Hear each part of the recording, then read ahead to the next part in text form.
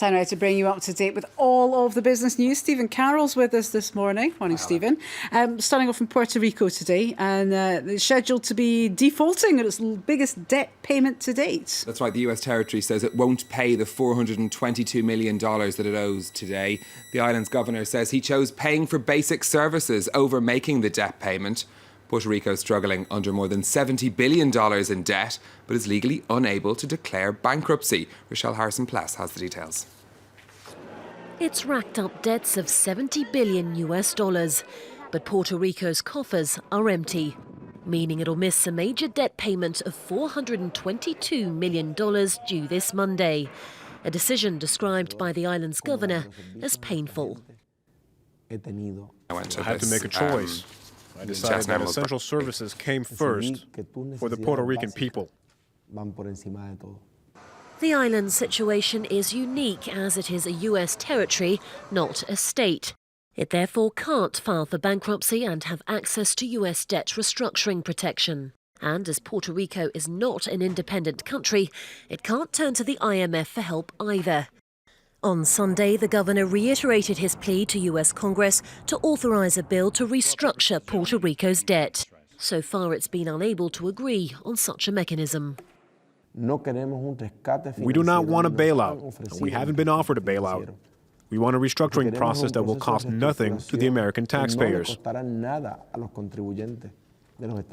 We simply want the legal tools needed to address our insolvency crisis and ensure the sustainability of Puerto Rico. While some payments have been postponed, 11th-hour talks to negotiate a settlement broke down. Puerto Rico has been in recession for around a decade. Its finances were hit hard by the crisis of 2008, plus it's also seen mass emigration. This is its third and largest default so far. A further debt payment of $1.9 billion is due in July. Moving on to a mega merger next. It's been called off in the oil business. Halliburton has called off its $28 billion takeover deal of rival Baker Hughes. The merger of the oil services companies had been opposed by US regulators. The government even took legal action in the United States to stop it going through.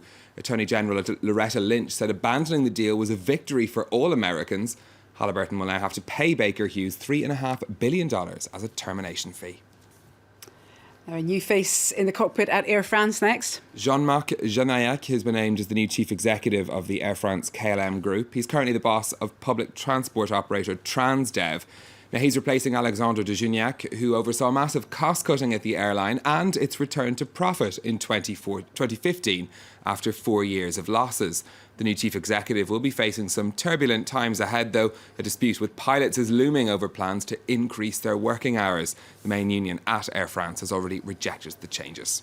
Well, fasten your seatbelts. Let's have a look at the markets next, Stephen. Big news is over in Japan. Now, since the Japanese central bank introduced negative interest rates in January, the yen has been creeping up against the dollar. In the past week, the jump has been pretty dramatic, as you can see from this graph. This was after the Japanese central bank chose to leave its policies unchanged at a meeting last week. The yen now at a level not seen in 18 months against the dollar. That's having an impact on the stock markets because, of course, a stronger Japanese yen means that exporters are going to find their products more expensive to sell abroad. The Nikkei in Tokyo finishing the day down over 3%, as you can see. Quieter day in the Asian markets. The Hang Seng and the Shanghai Composite both closed for trading today. It's also a quiet day on the European markets too. There's no trading in London because of a bank holiday. Paris and Frankfurt starting the day up. Air France shares, I can tell you, up by 0.9% at the open after the news of their new chief executive was announced.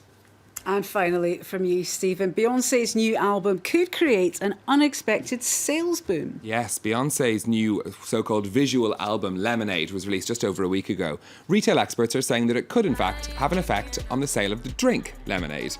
Researchers at Euromonitor point to the effect on sales at the restaurant Red Lobster after Beyoncé released the single Formation, which mentions the chain. Their sales went up by 33% in just one weekend, so it could be good news for lemonade makers. Coming at a good time for them as well. Sales of lemonade down by almost a quarter in the United States last year. And the warmer weather also helping, one would imagine. Indeed. Thank you for that. Stephen Carroll with the business news there. Lots more from Stephen throughout the day, of course. So do stay with us here on France 24 for that.